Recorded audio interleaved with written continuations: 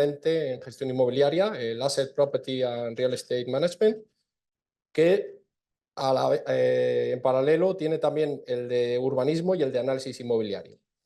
Y como dicen en las series, en capítulos anteriores, en los otros eventos que hemos tenido, que podéis ver en la página de YouTube del Colegio de Aparejadores, tuvimos el 25 de junio la jornada El urbanismo que viene y cómo influirán los valores de los suelos.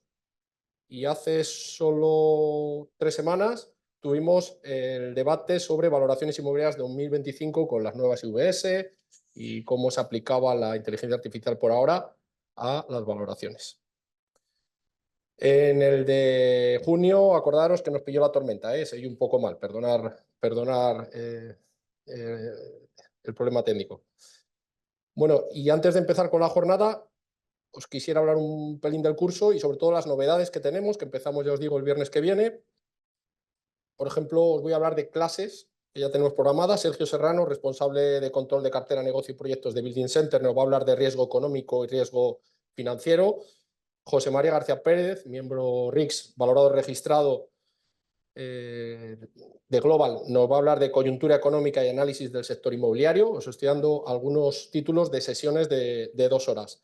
Javier Naves, que es arquitecto técnico, miembro RICS y también valorador registrado, nos va a hacer una sesión muy chula sobre valoración no regulada para ITP de un solar y luego, en la segunda parte, valoración regulada a efectos expropiatorios. Tenemos ya no 2, sino 3 ejercicios de plataformas tecnológicas. Esto es otra novedad. Hemos sumado a las que ya teníamos, que eran Brains Real Estate y Fragua de Atlas Real Estate, hemos sumado a Residelia recientemente.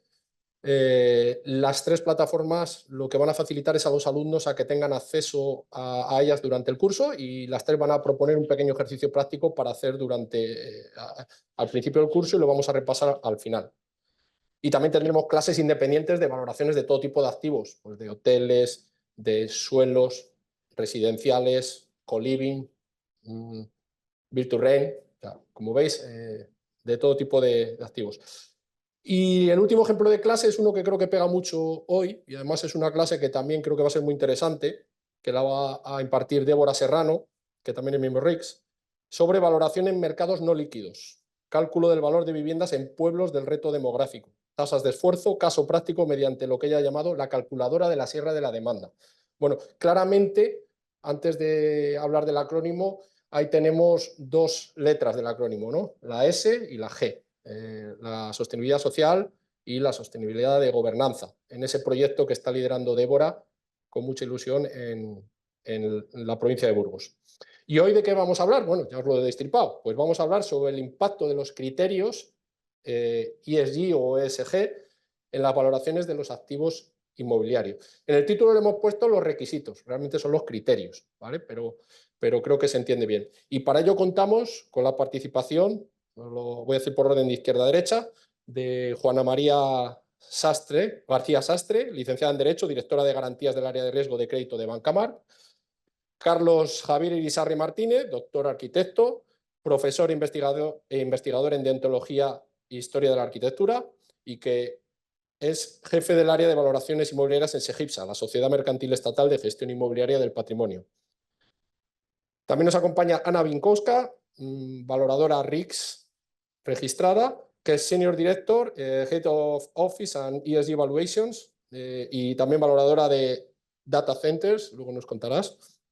En otra jornada. En otra jornada, en JLL España. Y Ana viene en representación de, aparte de sí misma y de JLL, en representación de la RICS. Y no sé si incluso de ACI, porque como están muy mezcladas las cosas, pues también de ACI, que han firmado convenio con el colegio para todas las formaciones. Y al fondo, pero no por ello menos importante, Miguel Ángel Gómez Huecas, también miembro RICS, CEO de GH Casas y presidente de Amadei, Asociación Madrileña de Empresas Inmobiliarias, pero también de FADEI, que es la Federación de Asociaciones de Empresas Inmobiliarias. Y hoy está aquí en representación sobre todo de Amadei, con la que también la escuela, el Colegio de Aparejadores y la Fundación Escuela de Edificación han firmado convenio.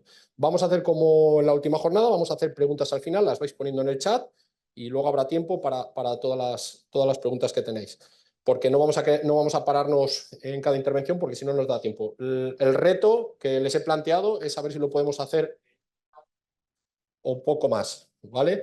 Y luego dejar tiempo para esas preguntas. Pues vamos allá con la introducción. La verdad es que no hemos sido nada originales con el tema.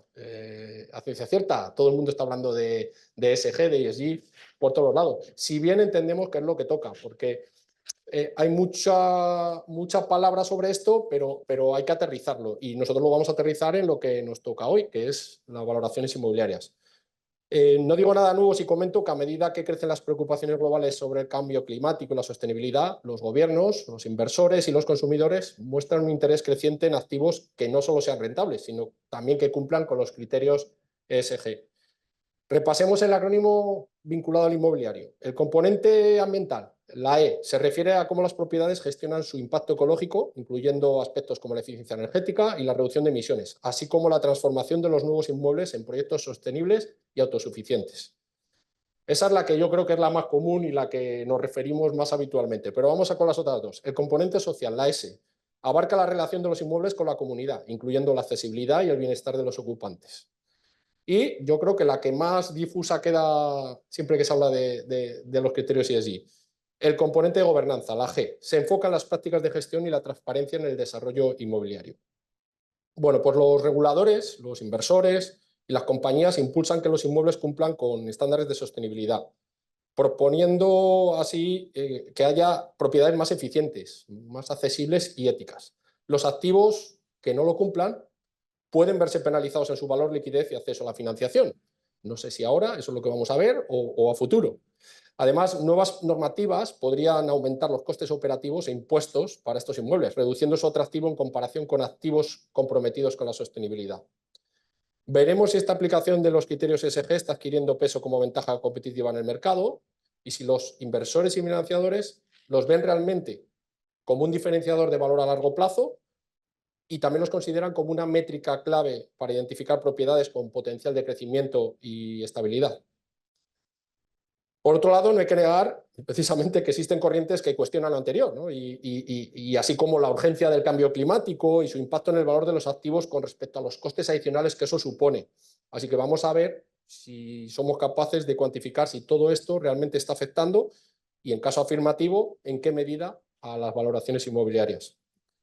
Durante esta sesión contaremos con estos 4 estupendos profesionales, muy diferentes en cuanto a su día a día con respecto a lo ya comentado, y de ahí creo que vamos a poder ver una visión desde esos 4 diferentes ángulos para intentar alcanzar como objetivo el tener una visión 360. Sobre todo en cuánto han afectado ya, cuánto afectan y cuánto afectarán esos criterios a los valores de los inmuebles en el mercado. Vamos a por ello y como balance final os voy a poner una pregunta, ¿vale? Y es que me contestéis simplemente con un sí o un no cuando acabemos a cada uno de esos 3 espacios temporales. Si han afectado, si afectan y si afectarán. Así que, sin más, vamos a empezar por Ana, que viene en representación de la RIS, como ya he dicho antes, de la que también tengo el honor de ser miembro, igual que Miguel Ángel. Os recuerdo que en el curso tenemos 13 valoradores registrados de la RICS. No, tenemos 9 registrados de la RIS, 13 miembros RIS, solo hay 126 en España, valoradores registrados.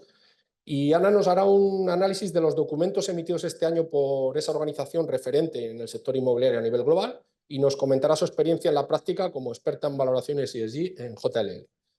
Ana, hola, y ya te lanzo la primera. ¿Cuáles son los principales factores que impactan al valor? ¿Cuál es tu experiencia? Hola, buenas tardes a todos. Gracias por la invitación. Pues cuando hablamos de los factores que pueden impactar en el valor de los activos inmobiliarios, nos referimos muchas veces a riesgo que pueden tener en estos activos, ¿no? Aquí podemos hablar de 3 categorías de riesgos. El riesgo físico, ya que al final los activos inmobiliarios son activos físicos ubicados en ciertas ubicaciones y lo que les afecta a nivel físico con el cambio climático, ¿verdad? Lo que hemos visto últimamente, los últimos acontecimientos en inundaciones y a largo plazo la subida del nivel del mar, lo que puede provocar a afectarlos de manera física a estos activos.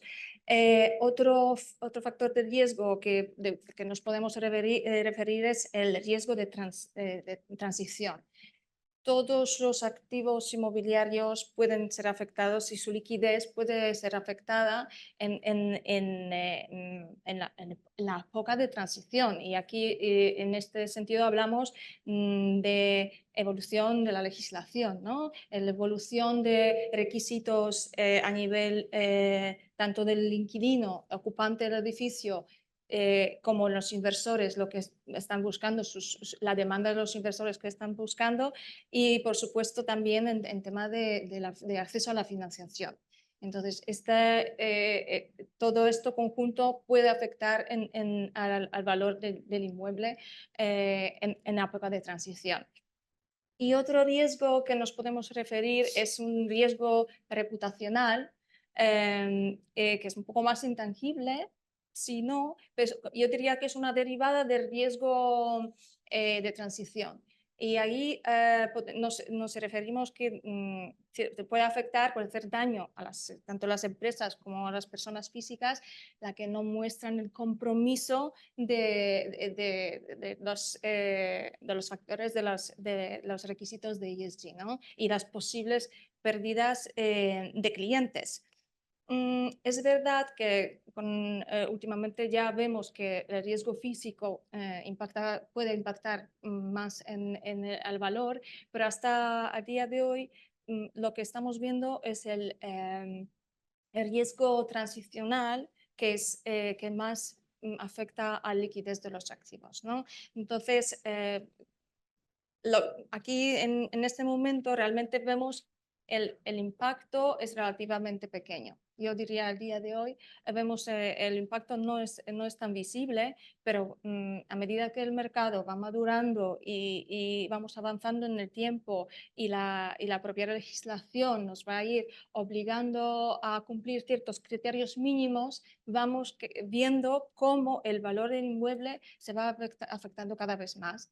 Y en este sentido también es importante decir que se puede afectar tanto de manera positiva como negativa, ¿no? Entonces, los inmuebles que no cumplen los requisitos mínimos, pues obviamente podemos decir que su valor o sea, no va a existir creación de valor aquí. Lo único que vamos a ver es destrucción del valor. Y por otro lado, los que superan estos requisitos mínimos, aquí vemos un potencial grande a la creación del valor en este sentido. Aquí también yo creo que es muy importante decir que a nivel europeo vemos diferentes velocidades al día de hoy en cada país, ya que en cada país tiene su propia legislación, cada país tiene diferentes compromisos y para llegar al net zero carbon en sus objetivos. Entonces, a día de hoy vemos más valor de los inmuebles afectados más en un mercado que otro. Sin embargo, desde la Unión Europea pues, se está trabajando para unificar estos criterios y a largo plazo lo vamos a ir viendo. ¿Y cuál es el rol de un valorador RICS como tú, especialista en criterios ESG? ¿Qué responsabilidades tiene un valorador RICS? Yo diría cualquier valorador, RICS, no RICS, lo principal es entender el comportamiento y las tendencias en el mercado. Entonces, tenemos que entender que el mercado cada vez está mucho más sofisticado en los factores y los requisitos de ESG. Los propios inversores ya están haciendo análisis mucho más profundos en el momento de la transacción. Los due diligence ya tienen su propia derivada de sostenibilidad. Igual los inquilinos tienen sus propios objetivos de ESG, entonces sus requisitos también han cambiado a lo largo de los últimos años, ¿no? Entonces, Un valorador tiene que estar alineado con esta, tiene que estar igual de sofisticado y entender cómo funciona el mercado y poder opinar y poder analizar esta información, ¿no? Eso sí, siendo valorador registrado RICS, estamos obligados a seguir el libro rojo. Entonces, ¿qué nos dice el libro rojo? Que los valoradores no lideramos el mercado, nosotros lo reflejamos. Entonces, en ese sentido, hay que tener mucho cuidado en aplicar ciertos criterios en la valoración que igual en el mercado todavía no son tan visibles, no lo estamos viendo como cada partida se puede ver afectada y luego transmitirlo a la valoración, a los flujos de caja. Para eso, obviamente, necesitamos evidencias, ¿no? Y entonces, pero otra responsabilidad de los valoradores es comunicar estos riesgos. Por mucho que estos riesgos no hay tanta evidencia para poder reflejarlo en flujo de caja, pero sí tenemos la obligación de comunicarlos, de guiar al cliente hacia qué dirección, para que él pueda elegir hacia qué dirección quiere ir, ¿no? Y cómo gestionar estos riesgos. Nosotros también como valoradores tenemos ser conscientes de nuestras limitaciones, ¿verdad? Porque aquí siempre me viene el ejemplo de que a veces en la valoración nos piden que opinemos sobre el CAPEX que se necesita para pasar de certificado energético de una G a una B y qué impactos tendría esta en el valor. Y muchas veces nosotros no somos expertos técnicos para opinar realmente el nivel del CAPEX necesario para aplicar. Entonces nos tenemos que apoyar en expertos en este sentido para poder luego reflejarlo en la propia valoración. Entonces, resumiendo, yo diría que hay que, primero, hablar con los clientes, entender su estrategia para luego poder reflejarlo en la valoración, recopilar la evidencia de mercado y entender las tendencias y comunicar los riesgos y oportunidades que tiene ESG de forma escrita en el informe. Muy bien. Y has hablado de RICS y del libro rojo. ¿Qué documentos ha emitido RICS al respecto? Hablábamos en la introducción de la jornada, cuando la presentamos, sobre un documento que es de este año y otro más sobre las emisiones de carbono que ha sacado durante el verano. Y también ahí viene el data list, ¿no? El listado de datos que hay que pedir a los clientes. ¿Cuál es tu experiencia con el data list y con los clientes? Porque claro, a los clientes pedirles más cosas cada vez, pues por mi experiencia, no les suele gustar, ¿no? Sí, es un tema, es como yo diría, el mercado se está educando en este sentido y lo vamos a ver cada vez más, porque nosotros nos guiamos sobre el libro rojo y el libro rojo, como dices tú, ya está alineándose con los International Valuation Standards que a partir de 31 de enero entran en vigor, donde ya claramente el valorador está obligado a recopilar estos datos y justificar el uso de aplicación de ello dentro de la valoración, ¿no? Entonces, por supuesto, tenemos el libro rojo y los valores, las International Valuation Standards y también, como dices tú, hay un paper donde es como, se llama ESG Data List for Valuation, sacado, si no me equivoco, en febrero de este año, donde hay un listado de las factores de ESG que podrían afectar en la valoración y recopilación de estos datos. Desde la ACI también se está trabajando en este sentido para homogeneizar un poco lo que estamos pidiendo, porque la verdad es que trabajamos en diferentes consultoras, en diferentes empresas, personas individuales, todos tenemos nuestro listado y luego el cliente está un poco perdido, que unos me piden este listado, al otro no le vale, tengo que hacer otro nuevo, pues Claro, pero la ¿cuál es tu frustración. experiencia en la devolución de los datos? Porque pedirlos es fácil, pero recibirlos ya a lo mejor no Sí, tanto, sí, ¿no? efectivamente. Nosotros, la verdad es que ¿Hace antes de... cuánto que empezaste a pedirlos? Uy, nosotros desde JLL ya tenemos herramientas y listados desde hace unos cuantos años y lo íbamos complementando, ampliando, sofisticándonos cada vez más y la verdad es que desde hace, en principio, cuando hace un par de años, digamos, enviabas este listado, primero tenías que explicar qué es, por qué, ir punto por punto, qué quiere decir esto, qué quiere decir este punto y muchas veces o no lo recibíamos o lo recibíamos rellenado 4 datos. Y la verdad es que últimamente estamos viendo cambio en este sentido. Vienen los clientes, los inversores están mucho más educados, más preparados, lo entienden cada vez más y estamos recibiendo información Pero realmente como estamos en el genial. colegio de aparejadores y somos técnicos, muchos, ¿nos lo cuantificas? ¿Qué porcentaje te devuelven? Es complicado, depende de Bueno, si no también, te quieres, si te no, puedes. no me quiero mojar en este sentido porque también hay que decir que cada sector de Ya. diferente tipología del activo recibirá esa información más completa o menos completa. La verdad es que yo trabajo sobre todo en valoraciones de oficinas y este sector ha sido siempre el sector Pues, líder en, porque ve el retorno, ¿no? claro, son los primeros que se han empezado a certificar, los primeros incluyendo well-being en sus edificios o sea, por la propia naturaleza del edificio, ¿no?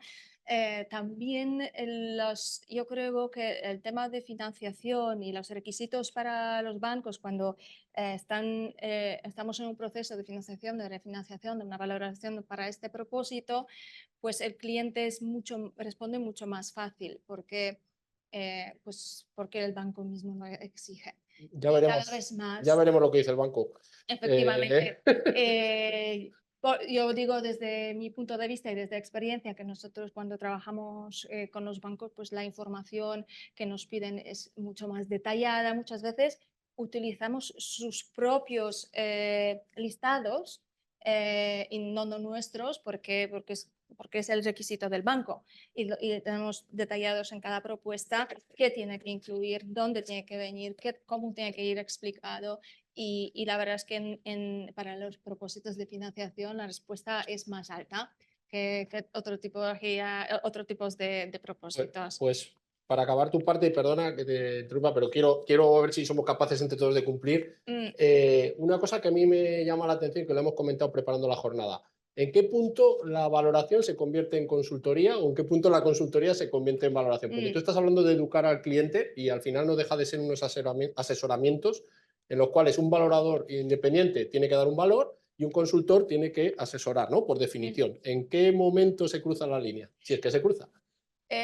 Pues ¿Cuáles son las mejores efectivamente, prácticas a la hora de valorar? sí, las mejores prácticas, efectivamente. Las mejores prácticas es entender el mercado y analizarlo, ¿no? Y muchas veces analizándolos no tenemos evidencias de cómo se divide esta parte que específica dentro del cash flow. Porque ¿qué factores del descuento de flujos de caja? Pues en ingresos, en gastos o el crecimiento a mercado, eso cómo lo afecta los factores ESG o por otro lado coste de deuda o las rentabilidades, ¿no? Entonces, estos elementos del cash flow son muy teóricos. Nosotros sabemos que en algún momento dado se van a ver afectados. A día de hoy es muy poca visibilidad en este sentido. Eso sí, igual en las rentas o igual en los gastos tenemos más evidencia que en otros elementos. Entonces, muchas veces nosotros entendemos cómo debería afectarlo, pero no lo podemos justificar. Entonces, como valoradores tenemos una oportunidad ahora mismo de poder ayudar a los clientes y, por ejemplo, desde JLL nosotros tenemos un propio, dentro de Value and Risk Advisory, tenemos una parte, un equipo dedicado específicamente para esto, donde no podemos entrar como valoración del libro rojo, pero podemos asesorarles y poder guiar a largo plazo cómo se va a poder ver afectado sus activos o su cartera, teniendo en cuenta los requisitos y las tendencias del mercado, ¿no? Hacemos nuestros propios papers, nuestros propios investigaciones. Este equipo también lo hace para ayudarnos a nosotros como valoradores entender y estar al tanto en el mercado, y por otro lado hacemos análisis que que no cumplen con los requisitos del libro rojo, pero ayudan al cliente ver por dónde podría o tomar las decisiones estratégicas sobre su cartera.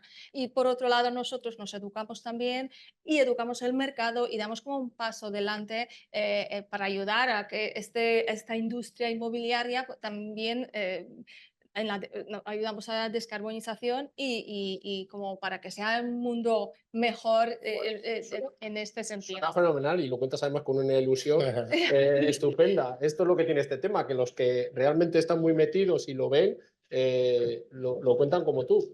Claro ejemplo es la persona que tengo a mi izquierda y si no ya lo veréis.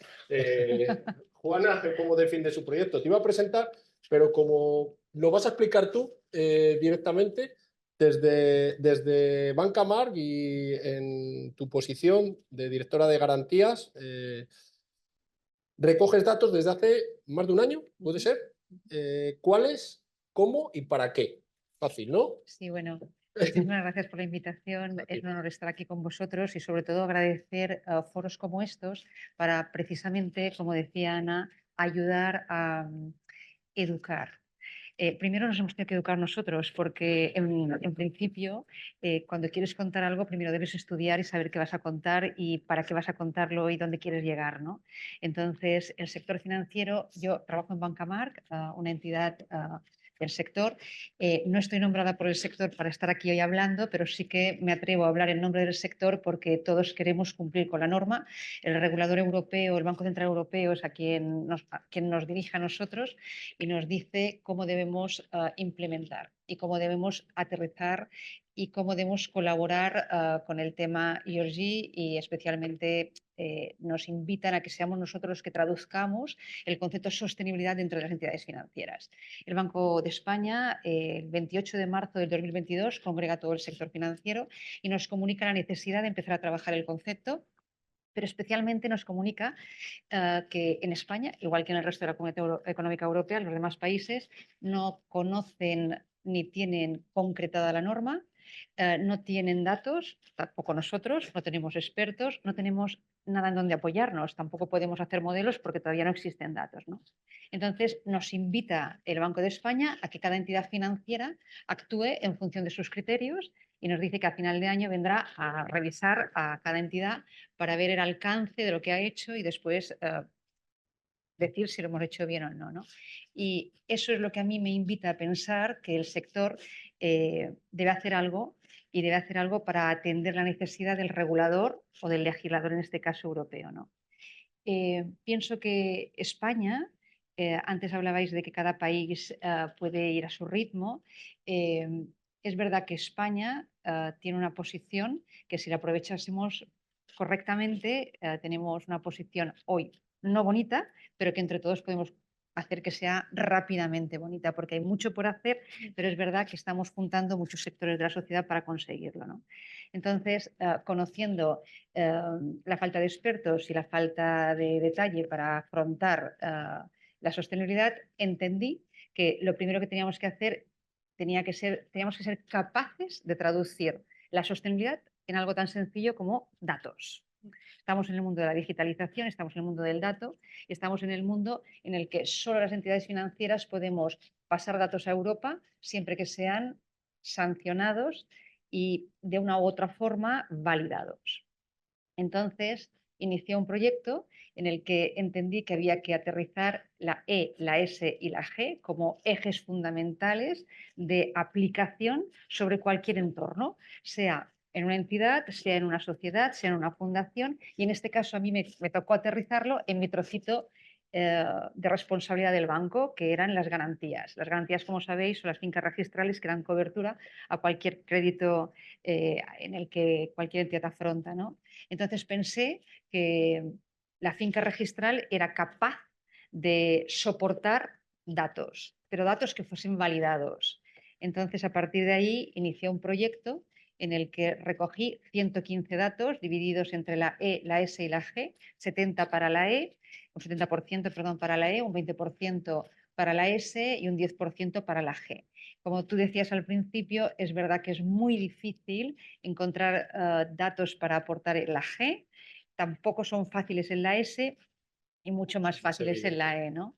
Pero sí que hemos conseguido hacer 115 indicadores y el proyecto lo que persigue es un rating, de tal manera que este rating defina la posición del inmueble respecto a estos indicadores y mi único objetivo es que el sector financiero tenga un rating único para todo el sector, porque la ley, como sabéis, dice que las tasaciones estamos obligadas, entidades financieras, a recoger cualquier tasación que venga de un tasador homologado por el Banco de España.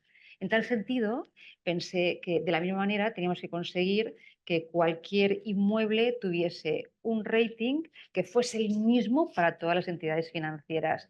Para poder hacer homólogo el contenido, para poder hacer la comparación, no podíamos hacer que un inmueble fuese sostenible en Bancamark y no lo fuera en otra entidad financiera. Luego, lo que persigue mi proyecto sí o sí es unir el sector en torno a un dato único y fuente única. ¿Y cómo va Muy bien, esa? muy bien. Porque claro, arrancarlo en Bancamar, que está muy bien, pero ¿cómo ha sido su manda de estos? Bueno, lo cierto es que en Bancamar tenemos el proyecto implementado desde 23 de enero de 2023, con lo cual venimos recogiendo todos los datos ESG desde esta fecha, con lo cual sí que ya podemos aportar al Banco de España, a nuestros compañeros del sector, datos que realmente están validados y que van aportando valor al proyecto, ¿no?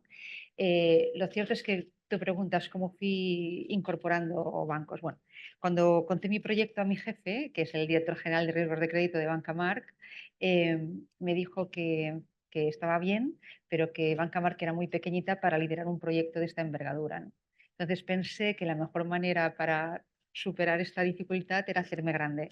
Llamé al Santander, le expliqué al Santander lo que había pensado, al Santander le gustó y me dijo que, bueno, que si se podía sumar al proyecto. Eh, Leí en el periódico las siglas BBVA y leí la página entera, vi que era muy sensible a la palabra sostenibilidad. Pues otro más. Llegué hasta la persona indicada en el BBVA y bueno, se unió al proyecto. Para no hacerlo demasiado O largo, sea, que ha hice sido lo mismo. pescando uno a uno. Sabadell, Permíteme el símil, sí, pero sí, pescando uno a uno. Por Deutsche eso te Bank. decía que me parece una cosa complicada, porque poner sectores de acuerdo todos en algo concreto, yo lo veo muy difícil en cualquier sector.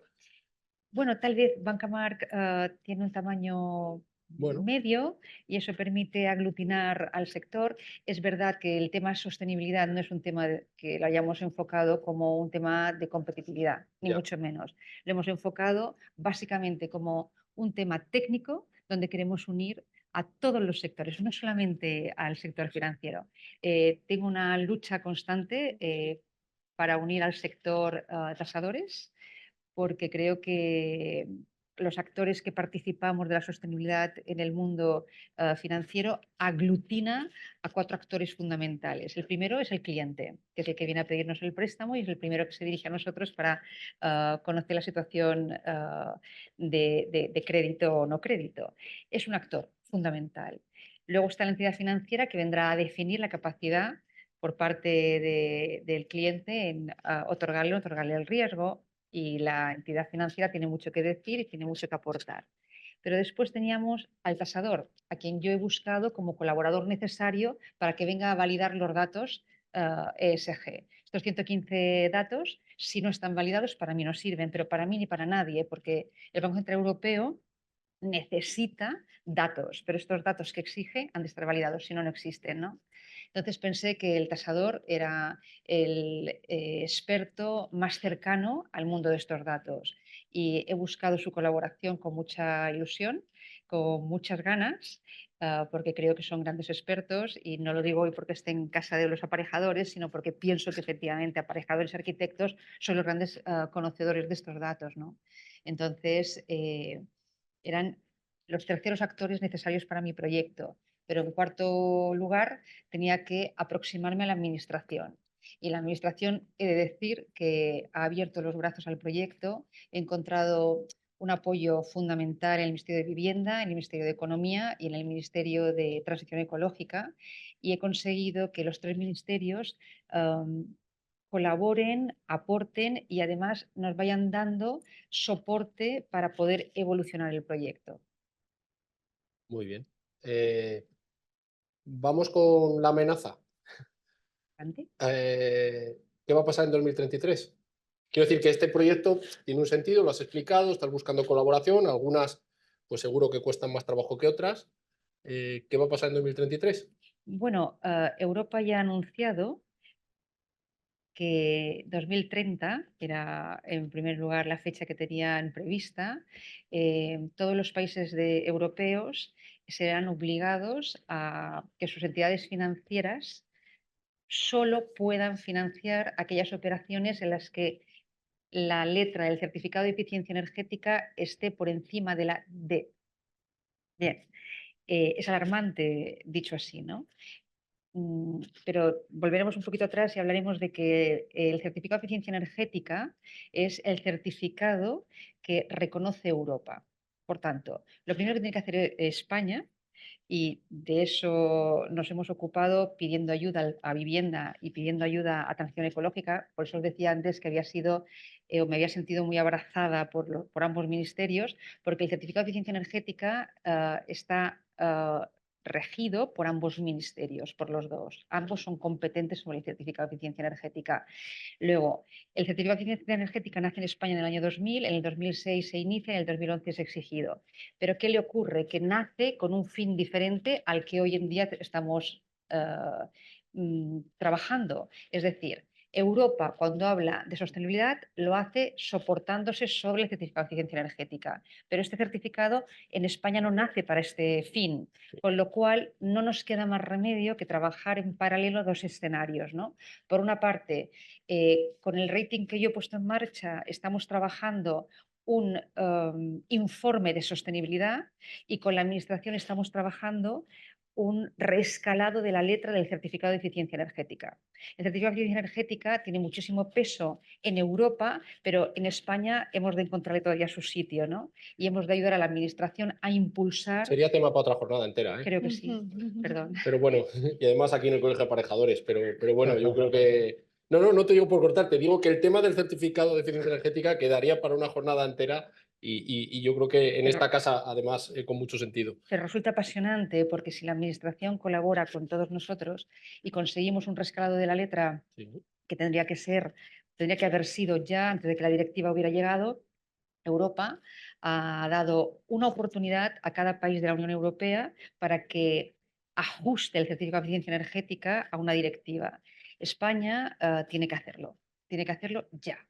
Y además al Ministerio le hemos solicitado desde Bancamark que no solamente haga un rescalado de letras, sino que también intente adaptar lo que es el certificado de eficiencia energética a cada zona climatológica reconocida en España.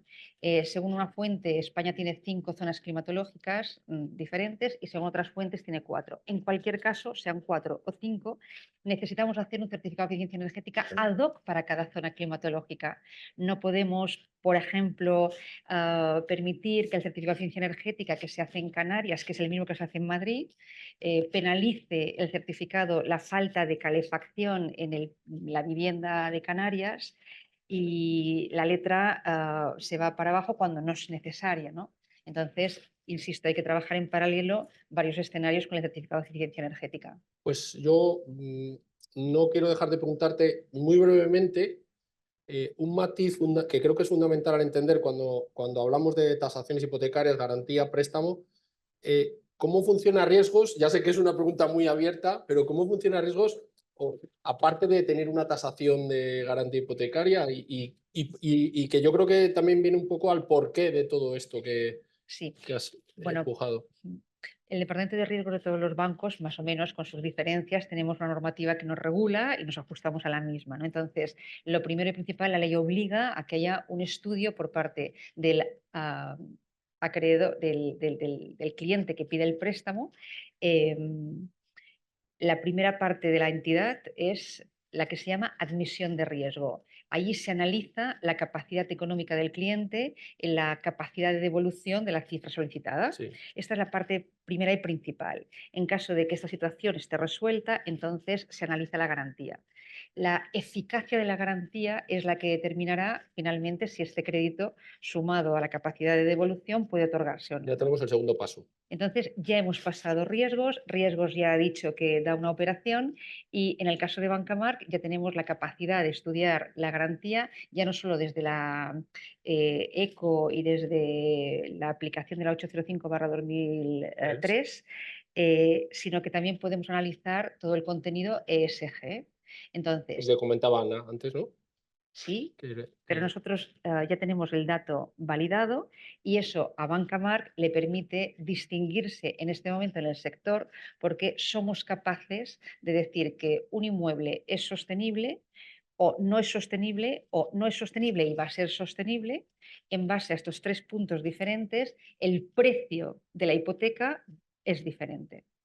No quería dejar de comentarlo. Muchísimas gracias, Juana. Luego, si quieres, podrás intervenir, pero es para dar paso a todos para Claro que ceñirnos. sí. Y antes de introducir a Miguel, ya le voy a pasar dos cosas que has planteado. De cara a los inmobiliarios, ¿no? Que él representa, que es poner en valor el certificado de eficiencia energética, que ya digo, da para una jornada y desde su nacimiento hasta el día de hoy, pues bueno, yo creo que hay que ponerlo más en valor y hay que darle más importancia. Y bueno, eso ya digo que sería por mucho hablar. Y luego el que a lo mejor, y con permiso, te falta un player en ese... Iba a decírselo, Ibas tú, te pues, falta un quinto actor, ¿eh? te falta un Te player falta que un es quinto el actor. producto y es el promotor y el inmobiliario. Bueno. Miguel, perdona, Miguel viene en representación de FADEI. Soy el presidente de la patronal del sector de la intermediación inmobiliaria. Nosotros intervenimos en más del 80% de las transmisiones de segunda mano que se realizan en España. O sea, la obra nueva está aproximadamente entre un 10 y un 12% del global. El resto es de segunda mano y nosotros intervenimos en aproximadamente un 80%. Ese quinto actor lo necesitas. O sea, porque Pues nosotros estoy encantada, pues, bienvenido. nos juntamos, lo vemos, Claro que sí, porque somos bienvenido. unas 40.000 inmobiliarias las que hay en Ha la habido calle. más. Aproximadamente, no sé, unos 300.000 agentes en la calle. O sea, nosotros estamos continuamente con los propietarios y haciendo eso, cogiendo los datos y preparando las viviendas para que tengan mejor sostenibilidad. ¿Vale? O sea, es lo que estamos haciendo nosotros. ¿Te puedo presentar ya? Pregunta ya. ¿Te puedo Sí. presentar ya? Sí, Miguel, sí. Miguel Ángel viene en representación de Amadei y de FADE, como he dicho antes. Es miembro RIS, con lo cual nos va a dar una doble visión. Nos va a dar la de sus asociados, el agente inmobiliario, el de la inmobiliaria de la esquina, y nos va a dar también la otra distinta, que es como miembro de RIS y en la cúpula de la asociación, pues ver cómo esto está afectando o qué le dicen sus asociados y cómo lo vas a interpretar tú para lo que nos viene, que nos han comentado Juana y Anaya. Bueno, lo que viene, como ha comentado Juana, ya lo sabemos. En el 2033 nos ha ampliado para que podamos estar todos en una letra determinada, ¿no? Nosotros desde el sector lo que estamos haciendo es enseñando, bien, como estamos enseñando a todos los inmobiliarios de la calle. O sea, lo que tienen que saber es, oye, necesitas tener un certificado de eficiencia energética de este tipo porque va a ser mejor para ti como vendedor, que vas a poder conseguir mucho más dinero por la venta de tu inmueble, y tú como comprador vas a comprarte una casa con una sostenibilidad que va a hacer reducir la huella de carbono, etc. ¿Vale? ¿Esto cómo se está haciendo? Lo estamos intentando conseguir con formación. Actualmente os animo aquí al Colegio de Aparejadores que penséis en un curso de este estilo porque es necesario en el sector. ¿Vale? O sea, los hay, pero si hay más, pues somos mucha gente la que hay en lo que se necesita. ¿Vale? Entonces, recogemos rápido el pues guante. nada, recogerlo, que eso es una cosa que va a ser buena. Nosotros desde la patronal lo promocionaremos. Entonces, creo que es muy importante que se haga. Luego, que los inmobiliarios de la calle lo entiendan, eso cuesta mucho, ¿vale? Es mucho. Pero lo ven, ese Saben que certificado, por ejemplo, ¿lo ven como algo que aporta valor adicional o lo ven como una cosa que ahora les piden obligatoria y hay que hacerla? Lo ha dicho Ana que no se puede cuantificar en una gran cantidad. O sea, ahora mismo, actualmente, no. O sea, no hay una obligación de presentarlo el día de la escritura pública de compraventa. Incluso para iniciar la comercialización ya tienes que tenerlo. Los portales inmobiliarios tienen que estar, no puede estar en trámite si es una vivienda, etc, etc. Pero todo esto se conseguiría y conseguirías todos los datos que tú quieres si hubiera un sector regulado. El sector inmobiliario no está regulado. No tenemos una regulación en la que haya una obligatoriedad para un registro obligatorio de agentes inmobiliarios. Cualquiera puede ejercer la profesión, ¿vale? Entonces, aquí lo que sé, si tú hicieras eso, pues tendrías una obligatoriedad que la patronal, obligatorio de presentar esos datos siempre que hay una transmisión, ¿no? Entonces, bueno, yo creo que eso sería una de las cosas para siempre tener los datos y tener una información completísima de la transmisión del inmueble con los datos de sostenibilidad que se necesitan, que son, además, que van a ser obligatorios en el 2033. O sea, cuanto antes se haga esta regulación, muchísimo mejor para todos. Hay otro dato que yo creo que me gustaría apuntarte, que a lo mejor puedes conseguir los datos con el registro de la propiedad, porque ellos, no sé si ya estás hablando con ellos o no, ¿vale? Si también pueden aportar mucho, porque yo creo que nosotros trabajamos mucho con ellos y ellos, claro, como en el registro notario ya se mete la letra, el certificado puede ser. Vamos a aterrizarlo de nuevo en la calle. ¿Habéis notado, o te dicen los asociados que han notado un interés especial en la demanda en buscar activos sostenibles? Sí, por supuesto que sí, sobre todo más en obra nueva. En obra nueva ya como casi todos tienen ya la letra A o el B, algunos ahí todos siempre más lo buscan ahí, ¿no? Pero en segunda mano sí que te lo piden. Te lo piden, pero bueno, es decir, como no es una cosa que le vaya a generar un beneficio, digámoslo así, de duro al empresario, o sea, al empresario inmobiliario que está luchando por esta reducción de carbono, etc., pues sí que va a ofrecerle una vivienda que es mucho mejor, pero otros no lo van a hacer. Van a ir a vender su mueble y ya está, ¿sabes? ¿Y se nota en el valor? ¿Se nota en el valor? No, un poquito. Todavía no. No. Todavía. Por ahora, estoy totalmente de acuerdo. Además, entre todos en el sector debemos luchar por esto que estamos hablando. Cuando lo consigamos, vas a ver inmuebles que están con la letra más baja, que vas a hacer tú mismo que se deprecie el valor, como está comentando Ana, ¿sabes? Pues, mire, muchas gracias. Nada. Ahora espero en el debate que también participación y vamos al último interviniente. Last but not least. Carlos, ¿cómo te presento? Referente, yo lo tengo aquí apuntado. Referente, podría decir, investigador de valoraciones y tasaciones, pero además separado de lo que es el mundo eco, porque lleva muchos años, empezó allí, pero lleva muchos años fuera, y tampoco estás metido en el mundo RICS, aunque sí que lo ves y lo sigues de cerca, y muchas veces con un espíritu crítico, que eso viene bien a la propia organización. Entonces, desde esa doble perspectiva y desde tu posición, me comentabas que a veces te encuentras o te has encontrado en Segipsa con la tesitura de cliente ADIF, vamos a valorar por mercado una estación de tren. ¿Cómo vamos a valorar, cómo vamos a hacer una valoración de mercado una estación de tren? ¿No? Pues claro, eso hay que darle a la creatividad porque claro que tiene un valor, pero cómo lo justificas, cómo lo fundamentas, pues eso te ha obligado. Y yo creo que asistí a una de estas charlas de lo que nos vas a contar hoy ya hace unos cuantos años. Vamos a ver si esta vez ya sí que cala y alguien se lo toma en serio y coge tu propuesta y la pone a andar. No sé si incluso Juana, que como ves es muy emprendedora en este sentido. Entonces nos vas a hablar de las técnicas LCC y siempre con un sentido muy práctico, ¿no? Como por ejemplo haces con tus publicaciones, porque también Carlos es editor. Hacemos cuña publicitaria, ¿cómo se llama la editorial? ¿Cómo se llama? Sí. Se nos va el tiempo, como me ponga a vender, se nos va el tiempo. O sea, yo dirijo una colección en ediciones asimétricas, no es mi editorial, es una colección muy pragmática que recomiendo, hay manuales de dirección de obra, propiedad inmobiliaria, es algo que no existe, o sea, en el mundo de la arquitectura, asombrosamente, igual que vas al RIBA, yo voy a Londres todos los años, voy al RIBA, ves allí libros profesionales que dices, qué maravilla, aquí hay para todo, ¿no? ¿Cómo se estiman honorarios? Pues esos libros son los que estamos intentando publicar, ¿no? Tenemos dentro de poco un manual de valoración, ¿no? Y luego tengo mi propia editorial, eso es un proyecto, es decir, Germinar. Sacamos 2 libros al año, es un producto de belleza, es un producto. Sacamos ahora, por cierto, esto sí es interesante, dentro de 15 días tendremos en la calle un libro, la última vez que se escribió sobre belleza en las ciudades. que es un parámetro que debería estar en estos ESG porque además es medible. Es medible. Es decir, La belleza. es un parámetro olvidado en las ciudades. Cuando se escribe sobre esto llega el movimiento moderno, que ya solo habla de carriles bici, ciudad de los 15 minutos, no sé qué, pero bueno, y la belleza. ¿Un comprador lo tiene en cuenta? Bueno, pregúntale a la gente que vive alrededor del Bernabéu ahora mismo si están notando que han hecho el Bernabéu. No, es así, Se me había pero, olvidado decir ojo, que Carlos es bastante polémico normalmente, no, que es lo ojo, que nos gusta. que no hablo de los eventos. Los eventos han molestado siempre. Yo conozco mucha gente que vive por allí y ya están acostumbrados a los conciertos tal. Pero a tener una especie de impresora gigante que te dan cuenta cada vez que sales por la mañana, brillante, no sé qué tal, eso yo no digo más. Es decir, que se de preguntar a los que venden por allí si la belleza está afectando al valor.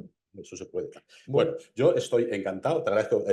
Yo venía aquí escéptico, además siempre me traen, a estas cosas siempre me invitan para polemizar, porque efectivamente tú sabes que yo he sido profeta y durante mucho tiempo en eventos sectoriales de tasación he repetido más o menos la misma ponencia, que ha sido el momento en el que todo el mundo se ha levantado y se ha ido por un café. Ha dicho, ya está pesado hablando, bueno, pero es que es fabuloso, porque parece que es el momento, o sea, lo que ha contado Juana, dice, a mí me parece ciencia ficción hace 10 años, 15 años, me hubiera liado contigo, ya no, ya estoy cansado. Pero es que estas directrices que parecen ahora como, ¿qué tal? Hace 10, 15 años en Europa ya había directrices sobre aplicar metodologías LCC, valoración a lo largo del ciclo de vida. Es decir, ya era obligatorio y había una fecha tope. Finlandia ya casi había cumplido el día que yo estuve investigando esto. España ya había empezado, etcétera. Es decir, a que no sepa, las técnicas de valoración a lo largo del ciclo de vida se trata de un valor, es decir, un valor inmediato, un valor a fecha de hoy. Es una cosa, todos hemos comprado una casa o hemos invertido y de pronto nos encontramos a los 2 años que hay una derrama de no sé qué que se nos come todo el alquiler y que el año siguiente hay otra cosa y que de pronto el aislamiento. Es decir, ¿cómo no va a importar eso para el valor del inmueble y más para una garantía y más para el valor hipotecario famoso? Es decir, ese salto mortal que pide la ECO, llega el valor de mercado, correcto, y los métodos son correctos, son los de toda la vida, ¿no? De pronto ahora el valor hipotecario, que tiene que ser sostenible. Ese salto mortal solo se hace con un valor actual. Es decir, bien, bueno, esto que es comprensible, en Estados Unidos, por ejemplo, en la administración es obligatorio. Cualquier inmueble de la administración hace un estudio de este tipo. Un guardabosques que pide, que quiere poner una caseta en un bosque, no sé qué, ese proyecto tiene que incorporar un estudio de ciclo de vida. No el valor inmobiliario hoy o cuánto me cuesta hacerlo, sino cuánto tiempo va a durar, cada cuánto tiempo tengo que cambiar la madera, cada cosas. Tal. Bien, cuando yo me interesé por esto, lo lancé además no para regañar a nadie, que las sabrás que hagan lo que quieran, ya soy mayorcito, tal. Pero digo, coño, es una oportunidad, porque ya empezó a caer, ya estaba empezando a caer el hipotecario. Entonces digo, aquí hay una oportunidad, aquí hay una cosa que es obligatoria, no sé por qué se ha diluido y ya no, ahora se le llama de otra manera, pero coño, que además es una oportunidad de dar un servicio, es bueno para la sociedad, es bueno para el cliente, que decir, este piso que estoy comprando es un chollo, bueno, es un chollo, espérate 3 años. Dentro de 3 años dirás, ¿por qué no compré aquel? Y tengo estudios sobre eso. Tengo estudiados 3 o 4 pisos comparables en una decisión de compra en un momento a los que les he seguido la pista durante 10 años. Y sé sus consumos, y sé sus arreglos, y sé sus derramas, tal. Y luego dices, a los 10 años, ahora dime tú que este era el chollo que compraste y no el otro, el que parecía que era más caro.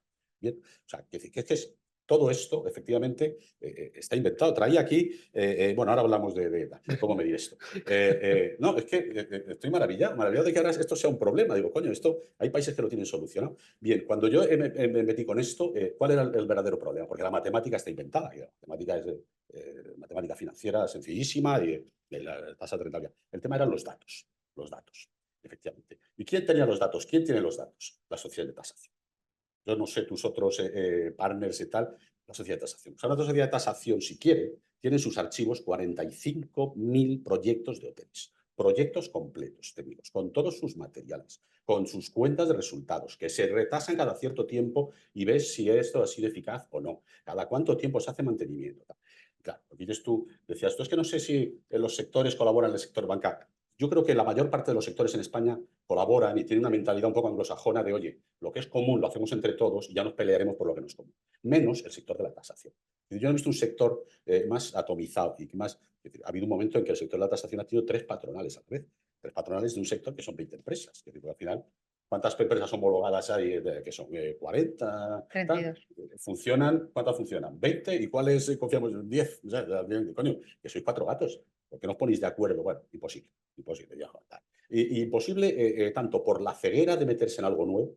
Es decir, que el tema era, bueno, si yo con la churrería esta del hipotecario, el botón, el no sé qué tal, ya lo tengo resuelto, como la pereza de no sé, una cosa impensable, cuando yo creo que es una oportunidad además necesaria para la sociedad. Y ahora obligatorio, porque ya digo, esto que estáis hablando ya estaba ahí. Muchos de estos parámetros tal. Hay otros parámetros, yo lo siento mucho, aunque el folleto de este de RIS tiene unas intenciones maravillosas. Muchos parámetros están ya incorporados al valor, que decir, todos los parámetros zonales, es decir, el mercado de unas viviendas y tal, que está en una zona del colegio, no sé cuánto, tal, eso ya está incorporado en los valores de oferta de la zona. Eso no pertenece a ese inmueble. Hay otros factores que nunca se podrán pasar, es decir, porque no pertenecen a las empresas, etcétera. Al final, ¿qué se incorpora? Que todo esto está muy bien, hay que incorporarlo al valor. Tú has dicho una frase, me ha gustado, pero está incompleta.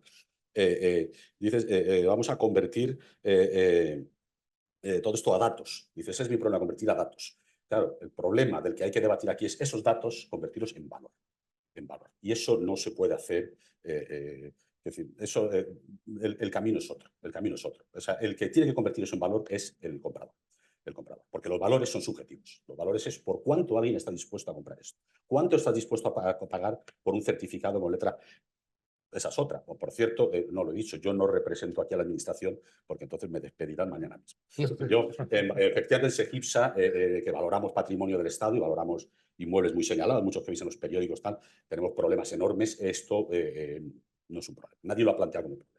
Y tenemos problemas, efectivamente, la paranoia de buscar valores de mercado a inmuebles que no tienen ningún mercado, lo decías tú. Estaciones, has dicho una estación de Adif, no, una estación abandonada. Es decir, estaciones, apeaderos que tienen. ¿Cuál es el valor de mercado de esto? Claro, hay que llamarlo valor de mercado porque lo pone en la ley de patrimonio. ¿Valor de mercado? ¿Qué mercado? Es decir, mercado, bueno, de milagro encontraréis un comprador, ¿no? Bueno, tenemos otros problemas. No, iba a criticar a la administración. Hay un escalón superior que no está cumplido en España. Certificado de eficiencia energética. Es decir, dices, vamos a hacer un debate. No, no hagas. ¿Para qué sirve? Para nada. Es así. Es decir, llevamos 13 años, ¿no? ¿Cuántos son? 12 años ya de certificado energético. Sí. Se ha pasado ya por 3 programas, me parece, el CALEN este. Una cosa, ¿para qué sí? Para nada. Tenemos el código técnico. Alguien ha citado por ahí también, no lo has comentado tú, ¿no? El parámetro de la letra, dependiendo de dónde está. Vamos a ver, tienes un código técnico que partes de ellas, lo sabrán aquí hay aparejadores, joder, está copiada por una norma polaca, en invierno además. ¿Esto qué tiene que ver con Andalucía, con Mallorca? O sea, una casa tradicional mediterránea que es perfecta, perfecta pasivamente, o sea, que tiene pensadas las circulaciones, no sé qué tal. Es decir, eso para el código técnico es cero, no sirve para nada. Cierra todo, haz ventanas pequeñitas, no ventiles, pon una ventilación. No estoy exagerando, lo sabes. Ventilación forzada permanente. Y dices, coño, en Málaga, en Palma de Mallorca, una ventilación forzada permanente, ¿para qué? En Polonia, efectivamente, en 4 grados bajo cero, pues nadie abrirá las ventanas. Cuidado con Polonia, que tenemos aquí representantes. Polonia, he dicho Polonia, podría haber dicho de cualquier país donde hace frío. No, pero no se ha acertado, no te- Oh, perdón. Se nota el cambio que No, pero no- ahí también, ¿eh? no era Ya un ataque. estamos tan... No era- Pensaba que lo habías hecho corta. Era un ataque a España, país el ataque es ese, el código técnico, etc. El mantenimiento de las ciudades, de los inmuebles, que, coño, que es un factor imprescindible en un valor. Mira, ahora voy a comentar de un sistema ENOR que ya está inventado hace mucho, donde uno de los factores que cuentan el valor del inmueble es que tenga un plan de mantenimiento. Obvio. Obvio, que si te vas a pegar un susto cada 10 años con la ITE, cada 10 años tienes que hipotecarte para pagar la ITE, pues absurdo. Bueno, pues ¿para qué sirve la ITE? En vez de una medida racional de un arquitecto, un aparejador en cada casa, igual que hay que tener un administrador, tener un técnico responsable de cada edificio que se ocupe de tener un plan de mantenimiento que todos los años se haga un poquito. Es decir, que las normativas que tenemos por encima tampoco ayudan. Bueno, al final decía, efectivamente, cómo es mi idea, es decir, cómo esto se puede traducir a valor una vez tengas los datos. Es decir, sí, perdón. ¿Me permites un segundito? No, no, yo ya. Antes decía. Por eso lo he dejado para el final a Carlos, como ves, que tiene para todos. Entonces, podéis comentar lo que. No, todos tenemos en común Sí, cosas, sí, todos queremos que la sociedad puede ser mejor. Eso Los inmuebles pueden por ser supuesto, es una Claro. verdad. Si decías que mi frase era incompleta a atender solamente el dato. Posiblemente sea incompleta, pero hemos de ir pasito a pasito. Sí. Yo, delante del Banco de España, propongo la recogida de datos porque sobre estos datos podremos hacer modelos y sobre ellos después podremos acumular a estos datos las esencias para conseguir que el valor contemple la sostenibilidad. Hoy no estamos preparados, pero no estamos preparados porque no tenemos datos. Primero, recojamos datos. Luego, sobre estos datos, en un plazo corto de tiempo, podremos aplicar valor. De hecho, la Orden Eco, que ya sabes que está pendiente de reiterar su definitiva redacción, parece que contemplará la recogida de datos. Ya apunta que el valor tendrá que venir específico de la tasación. Y con el Ministerio de Vivienda, de Economía y de Transición Ecológica, con quien ya me he reunido, apunto constantemente lo mismo, pasito a pasito. Ahora recojamos datos, más adelante aplicaremos valor. Lo que no podemos es intentar hacerlo todo sin orden. No, Y no, aquí correcto. lo que necesitamos es, primero, estudiar nosotros, trasladar información social desde todos los ámbitos y desde todos los sectores. Una vez que estemos todos preparados, unificar un criterio de actuación, y es donde yo invito a todos los actores, y ahora incluimos a las inmobiliarias, Sí. ¿vale? Para que todos estos actores trabajemos dato único y fuente única, fundamental. Sí. Apuntabas que las tasadoras tienen muchos datos, sí, tienen muchísimos, pero de los que yo hoy aporto, no tienen. Quiero decir, los datos que nosotros implementamos con los 115 datos para hacer un rating son datos que hasta ahora no se habían trabajado, por tanto, no existen como tal sobre las viviendas. Luego, hoy solo aplicamos mi rating a viviendas. La idea es ir tratándolos sobre cada tipología de inmueble, ¿no? Pero en cualquier caso, vamos a hacer un orden para llegar a que la sostenibilidad sea concreta y tenga una razón de ser, ¿no? Al final de este periodo, lo que estamos buscando precisamente es que a mayor sostenibilidad, mejor precio en el mundo financiero.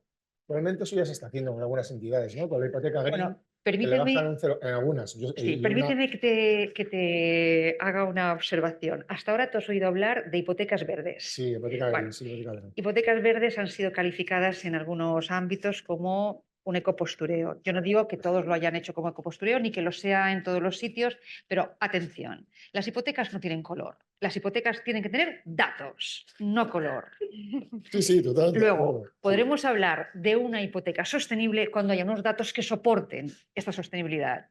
Nada más. Sí, bueno, lo que ayudan para los compradores, como lo que están ayudando es que si tiene un tipo de letra, le bajan un 0,10 en el tipo de interés o Bien. así. Es una ayuda, pero no es una hipoteca, como tú dices, realmente verde.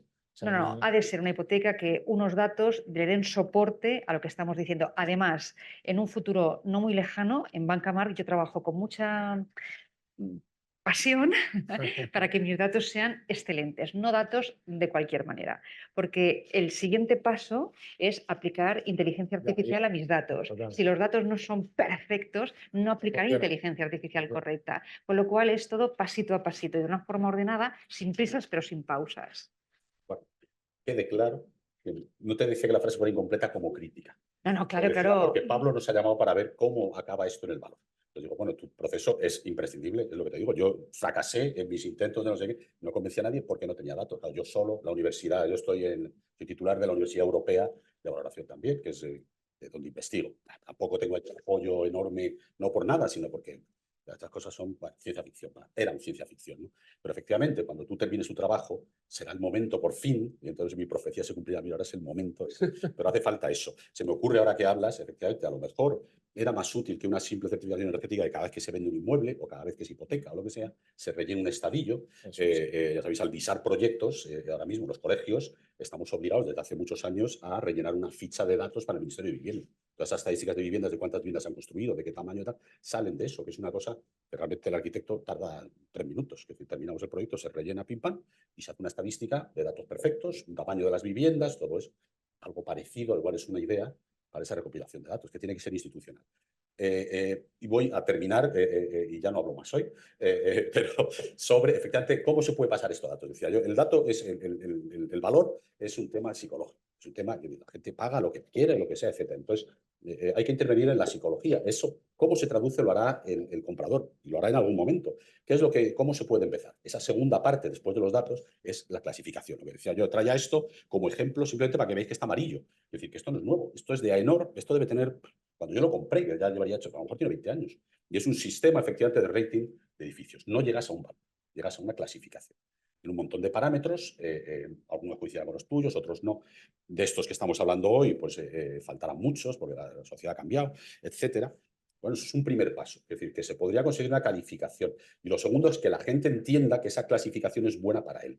Y eso hay que cuantificarlo. Decirles que tu consumo, ahora mismo, ¿qué significa una certificación energética para cualquier comprador? El papelote que va a grapar el notario. Para eso sirve. Es así, es la etiqueta de la nevera. Sí, es la etiqueta de la nevera. La ves, A, B, C, he aprobado, jaja, la etiqueta y la tiras. Ya está. Es decir, que a la gente le da exactamente igual. Cuando tengas números Decir, no, es que una A supone Que en reduce 5 tanto. años no sé cuántos euros, no sé qué.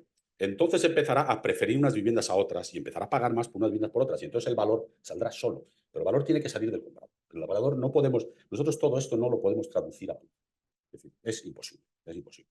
Imposible porque incluso haciéndolo objetivamente habrá Los gente que diga, inversores yo prefiero finales- gastar más. Mira, me decía, tengo un amigo que tiene una empresa de geotermia excelente y dice, y le sorprende a mí también, dice, hay mucha gente que elige geotermia sabiendo que es mucho más coste porque tiene conciencia medioambiental, Sí, no sí, sí. porque quiera ahorrarse Pero dinero. eso con obra nueva, Carlos. O sea, Es decir, que hay una y compra un mentalidad, edificio como- efectivamente, que acabará trasladándose al valor. un edificio, alguien compra un edificio para alquilar, un edificio de oficinas y demás, eso es segurísimo que va a buscarlo, va a buscar esa sostenibilidad. No, como Y va, como decía, decía Ana. gente más profesional, ve el retorno más Pero rápido. una persona que se va a comprar un inmueble en Vallecas o en la calle Goya, le da exactamente igual, ¿eh?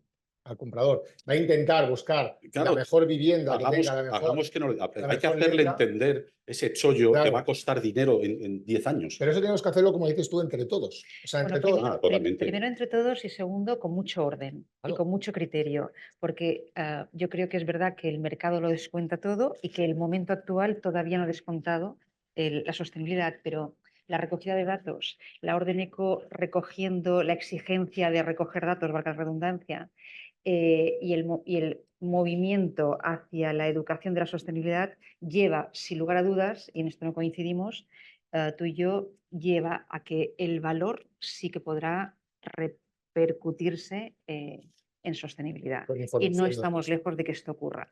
En este momento, No, una gran empresa... pero el valor lo pondrá el comprador, lo pondrás tú. ¿Qué diferencia Bueno, hay entre un noveno y el Bueno, ático? si estamos hablando de un valor por comparación, evidentemente siempre pone el valor el comprador, porque es por comparación. Bueno, Es no, evidente que tiene un elemento la definición de valor, lo que Sí, alguien sí, está dispuesto a sí, pagar, etcétera, correcto. etcétera. Pero nosotros tendremos que ser los que impulsemos este valor desde datos científicos. No podremos en un primer momento descansar sobre el comprador para poner este valor. Un salto difícil. Yo creo siempre la diferencia de valor entre el noveno y el ático. ¿Cuánto más vale un ático? Que la gente pague. Tendrás que hacer estudios hasta cuándo han pagado. A lo mejor hay un promotor Bueno, que claro, no ha las- conseguido vender el ático porque lo Pero ha bueno, puesto. las cosas valen lo que te pagan por ellas, eso es cierto. Pero es que ECO obliga a que la tasación tenga un valor por comparación. Entonces, evidente, la ECO lo dice así. Sí, sí, sí, sí. Entonces, a partir de aquí estamos apoyándonos en el valor por comparación. Pero, evidentemente, una vez que tú puedas elegir entre un inmueble que sea sostenible con uno que no lo sea, el valor va a soportar Por una supuesto. Pero subida. tiene que ver su comprador. Si su comprador no lo Pero ve, como dices tú, a su comprador le da igual la etiqueta, le da No, pero su Lo que pasa es que comprador ahí nosotros tenemos que todavía... enseñar al comprador, somos nosotros que somos parte de la intermediación, que en esa venta tenemos que enseñarles que es mejor que se compre y lo una harás letra desde los B. datos procesados. Claro, se va todo desde el principio, de abajo. Por la banca a lo mejor o por las tasadoras, pero efectivamente es un proceso. Bueno, por todos juntos, por entidad financiera, por tasador, por Intermediación. inmobiliarios, Y por efectivamente administración. deberíais estar, o este experimento debería estar liderado por la Dirección General de Arquitectura, como has dicho, por vivienda. Bueno, Efectivamente. vivienda, he La de Dirección General de decirte Vivienda. que colabora Sí, no, como ha dicho Javier, tremendamente efectivamente, con nosotros, Sí, Javier es- está impulsando que efectivamente el dato único y la fuente única sea para todos, con lo cual la administración creo que sí, ese apuesta por ayudar. capital, esa colaboración, que si no. Bueno, pues ahora que ya os habéis puesto todos de acuerdo, que no lo pensaba al principio. Ana, por alusiones, algo, porque no digo por la nacionalidad, digo por digo por algo de lo que haya dicho Carlos, que ha dicho unas cuantas cosas, de los papers de RIS incluidas. No, yo estoy de acuerdo que esto es paso por paso y realmente podemos estudiar lo que ha pasado en pasado, pero no podemos saber lo que ocurre en el futuro. Entonces, el histórico nos puede guiar, pero no nos va a decir lo que vamos a ver en el futuro. Entonces, estamos al día de hoy y yo también coincido que la recopilación de datos es lo principal. Sin datos no sabemos. Somos nadie más que una persona con una opinión si no tenemos datos. El dato nos da el soporte de esta opinión. Entonces, yo no voy a decir a dónde... Yo digo que la sostenibilidad va a tener impacto en el valor. Al día de hoy más pequeño, que va a ir ampliándose con datos de mercado, con la conciencia de tanto de inversores como los personas físicas como digamos, finales de los que compran las viviendas, ¿no? Y esto va a tener impacto en el valor, pero tenemos que... Pues si me permites, que os lo había prometido al principio, y un sí y un no de cada uno. Las viviendas, los criterios ESG, la sostenibilidad, ¿ha estado afectando al valor, Miguel? No. En poquito a poco. ¿Sí o no? ¿Ha estado afectando al valor? Hasta el día de hoy, en algunos casos sí, en algunos no. Carlos, Yo creo que no. Juana, No, en presente, ¿está afectando, Miguel? No. Sí, Creo que no. Juana, sí, ¿tú crees que sí? ¿Y a futuro? Sí. digo, obviamente para mí sí. Sí, sí. totalmente sí. Joder. Ah, sí. Vaya, parece una tontería el ejercicio, Hombre, pero Que me ha arrancado yo creo con que es la- muy con significativo. la subida de la energía Sí, ha empezado a cambiar. está Sí. claro que Es el- algo tus sí. compradores, eso sí lo mirarán. Hombre, claro, Eso ya claro. lo están empezando a mirar. Y de bueno, la aerotermia me cuesta un poquito Sí, tal, sí, pero así es. claro, Esas- hay que decir que por eso esas creo que la gente es la que corrientes- tiene que incorporar. Esas corrientes no me gusta llamarlas negacionistas, pero sino esas corrientes que dudan mucho sobre si esto es una cosa vacía o realmente tiene interés. Parece que a futuro los cuatro lo veis, con lo cual Es una prueba maniqueísta esta que nos pones. es Sí, o sea, muy- no hay bueno, matices, no hay matices. no solo vas a manipular tú, también tienes yo derecho, ¿no? Entonces, si os parece, no sé, Miguel, si te corté antes algo, No. pues no sé si hay alguna pregunta de los que están aquí. Yo si no te la repito, sí. Hace precisamente un mes estuvo la doctora Patricia María de Rosario de la SEA. Lleva 40 años encima y trabajando en el tema de eficiencia energética. Me decía que los datos están muy bien, pero que son todos teóricos. No hay datos reales Claro. de medición de la eficiencia energética en los edificios. Entonces, Bueno, esto... Pero Claro, es que esto es... Habla al micro. El proyecto Esto de Bancabank es Claro. único. Exactamente. Efectivamente. Entonces, claro, los datos son básicos y lo que decía ella es, pero los datos básicos reales, los de las mediciones. Entonces, yo eso me lo llevé otra vez, me tocó moderar una mesa y entonces yo me lo llevé y le dije, bueno, me alegro que digas esto porque yo solo se lo puedo transmitir a la sociedad y a mis alumnos, que yo soy el director del máster, en ahorros. Es cuánto te vas a ahorrar en 10 años en esta casa. Y te lo digo en dinero, te vas a ahorrar 5.000 euros, 6.000 euros. Bueno, pues ya eso es lo que vale más esa vivienda. Así a lo burro, es una burrada, ¿eh? Exactamente, es Hay- un valor actual neto. Sí que Pero es así. como la gente va a entender este valor, en cuánto se ahorran, en cuántos años, y oye, mira, ya está. Bueno, eso, y después ya nos metemos en temas de si es más líquido, si es menos líquido, y cuanto más líquido, más valor. Así que quería compartir esto con vosotros porque precisamente es que el otro día en la misma jornada se habló del tema de los datos. Y dije, joder, claro, Juana, dije, hostia, es Fíjate, que te es añado, básico. no solo los ahorros, sino también el tema fiscal. Yo creo que una de las mejores maneras de cambiar un pueblo, una nación, es la fiscalidad. Y incluso hay expertos que dicen, según el sistema fiscal que tienes, así tienes tu país. Coño, desgrava con la certificación energética. Verás tú si sirve para algo. Desgrava, la gente se va a matar. desgrava Ahorre el, dinero. el IBI de las oficinas, Ana, que tú sabes que lo que cuesta el IBI de las oficinas, precisamente en la cuenta de resultados de las oficinas, si haces desgravaciones del IBI anuales, la tasa de rentabilidad sube muchísimo. Entonces, ojo, esto que apuntáis, es que es tremendo. Bueno, Esa yo sí desgravación que me puede callo, cambiar la pero- mitad. La desgravación creó la burbuja inmobiliaria fíjate, en el claro. decreto Boyer, Madre cuando mía. empiezas a desgravar vivienda en cualquier cantidad y para cualquier finalidad. Y ese es el arranque de la burbuja. Es decir, una desgravación te puede cambiar el panorama radicalmente. El mercado de alquiler, el día que la desgravación de alquiler sea... Ya verás tú si hay mercado de alquiler. Bueno, esto es... Bueno, Sí, Esto ya es- estamos montando la siguiente jornada. Muchas gracias. ¿Entendéis por qué hemos dejado a Carlos para el final? ¿No? Pues mira, de la gente que está online tenemos a uno especialmente activo, a Mirel Camacaro. Muchísimas gracias, Mirel. Gracias por la felicitación por lo de la jornada. Como hemos hecho varias preguntas, si os parece os planteo así alguna. ¿Hay un estudio que haya medido la diferencia de precios entre los inmuebles ubicados en zona de alto riesgo por inundaciones con aquellos que no lo están? Si existe, ¿cuál es el porcentaje promedio de esa diferencia y cómo se ha medido? ¿Cuál fue la metodología utilizada? Ahí es nada la pregunta, ¿eh? La siguiente, porque coged la que queráis. ¿Cómo incorporan los aspectos de ESG los AVMs? También fácil. No sé. La tercera, ¿cuáles son las limitaciones para aceptar como garantía los inmuebles que se ubican en la zona de alto riesgo por inundación? Como vemos, está de actualidad. En un documento que he estado leyendo sobre ESG y valoración de activos reales del IBSC, pude extraer lo siguiente. El valorador debe interpretar las acciones colectivas de los participantes del mercado y considerar las características ESG, en la medida que sean mesurables y el valorador las considere razonables aplicando su juicio profesional. Claro, lo que ha dicho. Esto yo creo que has comentado algo, Ana, en cuanto a la responsabilidad y que no somos adivinos los valoradores al respecto. Y luego Monse nos dice que datos de cada inmueble, creo que las fichas se encarga Segipsa para catastro y estudio de mercado. Bueno, Segipsa tiene un área de catastro muy grande, hace catastro, es decir, que pone al día referencias catastrales, etcétera, pero los datos que tiene son los que tiene catastro, que no sé si has hablado con ellos o tienen datos que te pueden interesar, no sé, más de propiedad, superficies. Tal, pero...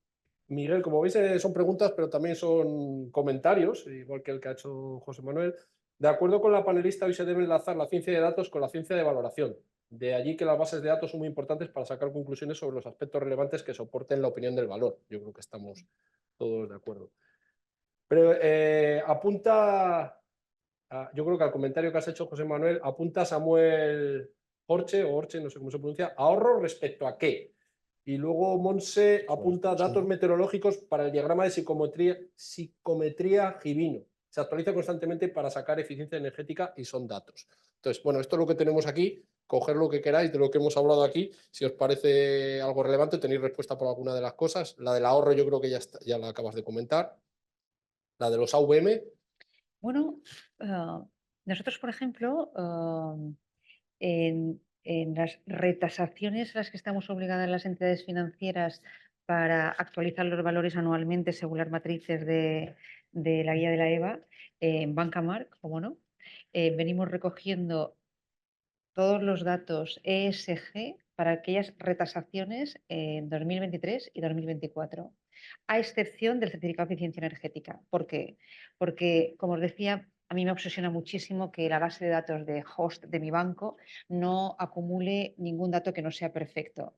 Entonces, algunas entidades hablaban de recoger el certificado de eficiencia energética por aproximación. Yo no quiero el real, porque si no después no podré aplicar todo lo que tengo previsto hacer, ¿no? Entonces, a las AVM le hemos aplicado directamente de los 115 indicadores, de mis 115 indicadores, 31 los recojo del certificado de eficiencia energética.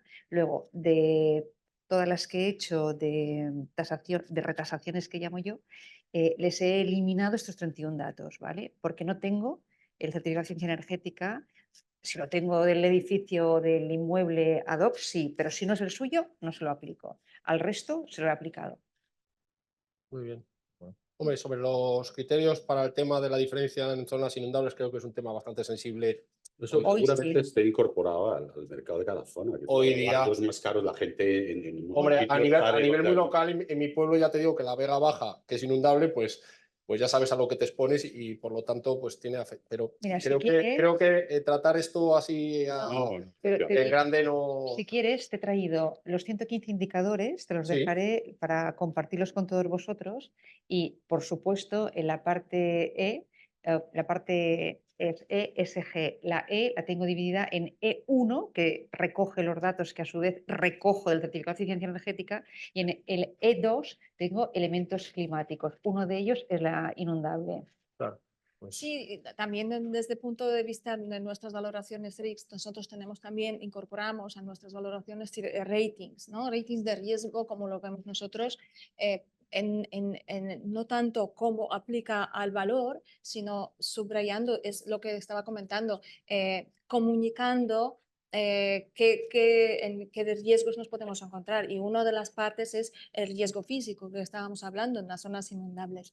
Efectivamente, al día de hoy no podemos cuantificar si esto tiene un impacto de valor o no, porque el mercado así de esa manera no nos lo indica, pero sí que podemos recopilar esta información para subrayar el riesgo y a su vez si por ejemplo para financiaciones el financiador ya teniendo el rating que nos estamos dando, nuestra opinión junto con nuestra opinión de valor, pues puede tomar decisiones frente a la financiación, financiar, no financiar, en qué condiciones, ¿no? Entonces, al día de hoy no se puede cuantificar si es un 50 o 70, qué tipo de impacto al valor tiene. Sin embargo, es un dato importante de recopilar para subrayar el riesgo que puede tener.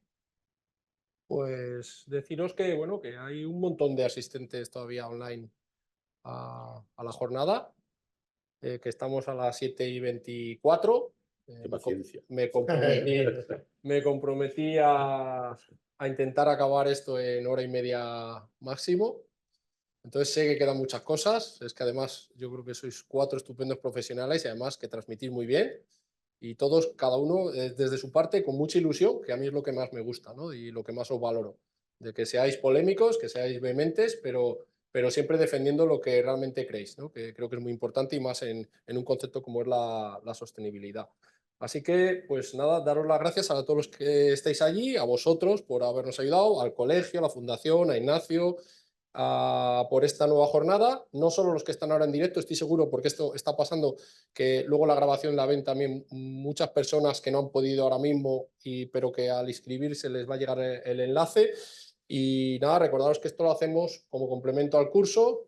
Toca hablar de él un poquito, ¿no? Para rematar, que empezamos el 15 de noviembre, que tenemos un buen cupo ya y un grupo muy bueno de alumnos, con lo cual es la parte que más me gusta a mí, porque no solo aprender de lo que vienen, de lo que van a aportar los profesores, sino entre los propios alumnos. Cuando se hagan los grupos de trabajo prácticos, seguro que aparte del networking y conocerse, pues se va a poder aportar unos a otros muchísimo. Tenemos convenio con unas cuantas asociaciones, empresas, entidades, llamarnos para ver si se aplica alguno. Y poco más que añadir hoy. Daros las gracias, como decía, y esperaros ya para una nueva jornada. Os anuncié en la última que a lo mejor hablábamos de sostenibilidad, ¿vale? Pues os voy a lanzar posibles jornadas. Una puede ser el tema de las plataformas tecnológicas. Ya que dije antes que tenemos 3, pues vamos a ver si podemos montar un evento con las 3 y ver cómo esas aplicaciones tecnológicas, el uso del Big Data y de la IA, aunque en cierto modo entre ellos Claro, son competencia, ¿eh? compiten. No, pero son competencia, pero se llevan bien como deben ser en los sectores, como bien ha dicho antes Carlos, ¿no? Que en lo común hay que luchar entre todos y luego en el mercado pues cada uno aporta su solución. También otra que tenemos pendiente, riesgos inmobiliarios, y otra que me gusta mucho y va en la globalidad, que es establecer lazos con otros países y sobre todo de habla hispana, ¿vale? Para ver todo esto que estamos hablando aquí en España, cómo se está aplicando en esos otros países. Y de hecho, por ejemplo, en mi competencia más directa, que es la valoración de maquinaria, yo estoy aprendiendo mucho de lo que se está haciendo allí, porque aquí está bastante menos desarrollada a día de hoy. Cuando hablabas antes, Carlos, del tema del mantenimiento en el valor, en la maquinaria ya se tiene en cuenta, ¿vale? No es lo mismo valorar una máquina que no ha tenido mantenimiento a una que ha tenido mantenimiento, con lo cual ahí ya estoy aplicando, o sea, sí que te oí el día que lo contaste y sí que lo aplico, Carlos, ¿vale? Muchísimas gracias y hasta la próxima. Gracias a vosotros. Gracias.